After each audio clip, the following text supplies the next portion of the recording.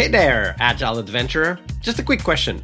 What if, for the price of a fancy coffee or half a pizza, you could unlock over 700 hours of the best Agile content on the planet? That's audio, video, e-courses, books, presentations, all that you can think of.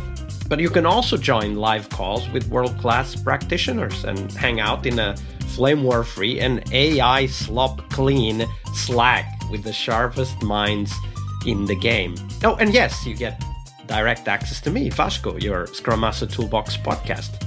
No, this is not a drill. It's the Scrum Master Toolbox membership. And it's your unfair advantage in the Agile world. So if you want to know more, go check out scrummastertoolbox.org/membership. That's scrummastertoolbox.org/membership. And check out all the goodies we have for you. Do it now. But if you're not doing it now, let's listen to the podcast.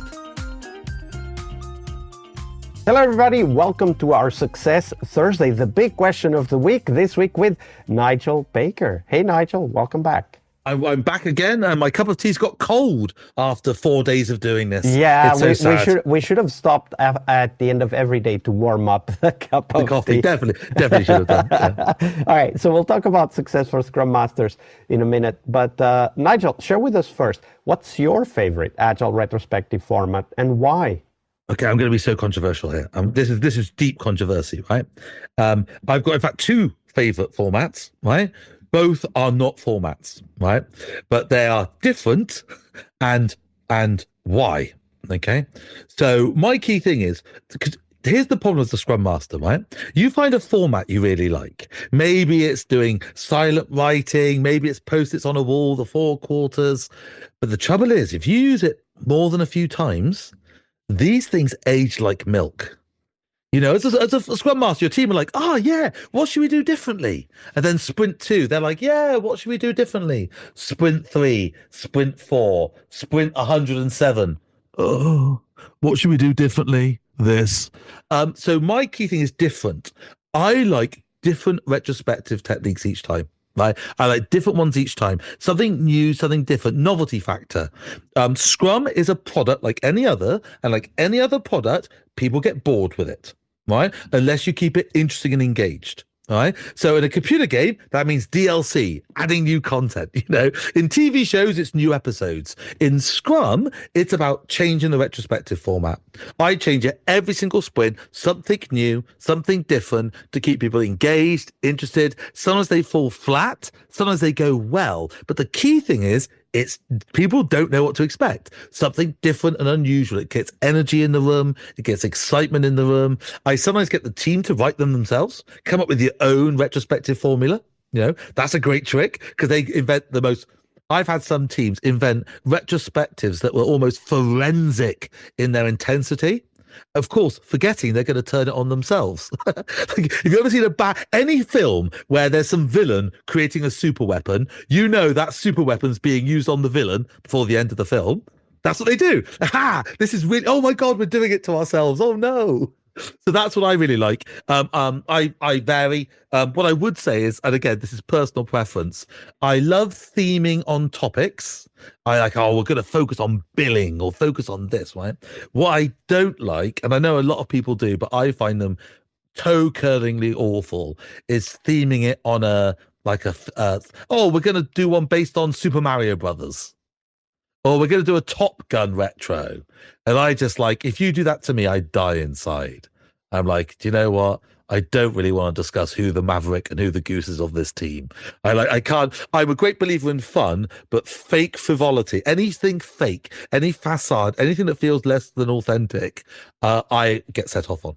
Right. Yeah, and that's why it's so important to also involve the team in that process, because obviously we are just one person in the team. Yeah, and you're not sort of imposing your taste on them like a middle-aged father like me imposing my taste in music on my daughters. No, you will like new wave whether you like it or not. But there's one tip I wanted to give on retros. I wanted to squeeze in here because I love doing retrospective techniques in the sprint review, right, on the stakeholders, because secretly the review and retro are both retrospectives. It's just the retrospective is a process retrospective, and the But sprint review is actually a product retrospective. So I like to get a little bit, some sort of formula in there, some sort of method in there, just so the stakeholders can't sit there like Roman emperors in the Colosseum watching the developers as gladiators. Like, we are about to die, salute thee. Instead, I like to see, like, okay, let's put a little bit of heat on the audience. Okay, you've seen this stuff. Let's use some techniques to get some feedback on them. Hey, what would you do differently in this product? So that's what I really like. Source the feedback. Yeah. Exactly. So it's getting sweet, juicy, honey-flavored feedback out of their stakeholders and using techniques for that as well. Talking about getting juicy, of course, the juiciest question of the week is, what does success mean for a Scrum Master? So, Nigel, give us your take. That's a great one. What does success mean for a Scrum Master? So if we were Ken Schwaber, Jeff Sutherland, right, who I'd known for 25 years, it would all be about performance. Like, it would all be about performance, right? Famously, Sutherland did Double the Work in Half the Time book, the worst named book in history, because the last thing you want is double the work in half the time. You want double the value in half the time. So what I would do in terms of Scrum Mastery, I would never be measuring success on things like process fidelity. So if, again, rewind 20 years, there was a lot of work done on, okay, how do we judge the success of Scrum? And there was things like the Nokia test out there. And by the way, the Nigel scale I mentioned on a previous day was literally a joke on the Nokia test. If you weren't around for the Nokia test, the best thing about it was it wasn't a test and it wasn't invented by Nokia. But anyway, it was a Nokia Networks assessment. So it was a tool to assess your team's relative agility. So how agile is your team? Like, what methods are they using? How are they using them? How are they engaging with customers? Right? And it was very nobly meant, and it still exists out there in a variety of forms. The trouble is that it's not judging the right thing. Like compliance with a process isn't going to. No customer's going to come to you and say, do you know why I bought your product? Your remarkable compliance with your internal development process. What they're interested in is outcomes and impacts. So what I would do as a Scrum Master is want to be measured on outcome and impacts. So that's things like not velocity or anything silly like that, or the amount of stories we've done. Who cares? We've done 10,000 tickets. They're all rubbish. No one wants them. That's ridiculous. But it's about outcomes. So things about customer satisfaction, things about revenue generation, efficiencies, that sort of thing, just like a PO gets judged. But the other thing I would add in there is in terms of team satisfaction or team happiness. A happiness factor, whatever you want to call it, in terms of team contentness as well. So not only am I interested in, so a good PO would be interested in like outcomes and impacts and like stakeholder satisfaction, making my stakeholders not fire me. As a Scrum Master, that's interesting, but my stakeholders are my team mainly, so I'm interested in them as well. So, okay, how do my team feel about this? There's no point us being hugely successful if the team are deeply, deeply unhappy. They'll just leave. Because remember, team happiness is a lovely thing. As a business, it's not an end goal. As a business, it's an indicator to an end goal. So it's like a KPI. If my team is happy, they're not likely to leave. If my team is happy, they're likely to do a good job. These are all, it's an indicator towards success factors. So that's something I would always be paying attention on. Team contentness, outcomes of the team, impacts of the team, their results their product are having. Great way to look at it. Thank you for sharing that with us, Nigel. Cheers. All right, I hope you liked this episode. But before you hit next episode, here's the deal.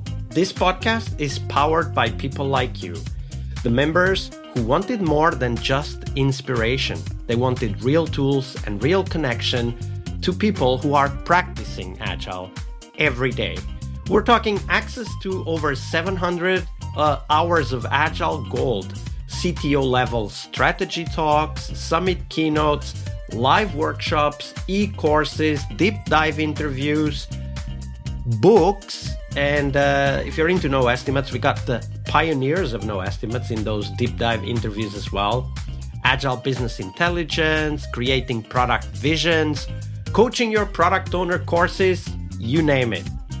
You'll get invites to monthly live Q&As with Agile pioneers and practitioners, plus a private Slack community, which is free of all of that AI slop you see everywhere, and of course, without the flame wars.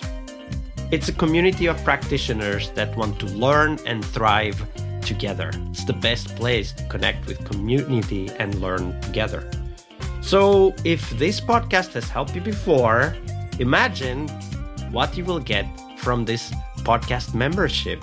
So head on over to scrummastertoolbox.org/membership and join the community that's shaping the future of Agile. And we have so much for you. So check out all the details at scrummastertoolbox.org/membership, because listening is great, it's important, but doing it together, that's next level. I'll see you in the community Slack.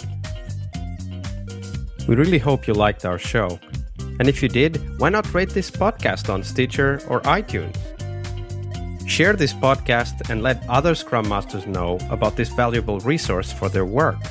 Remember that sharing is caring.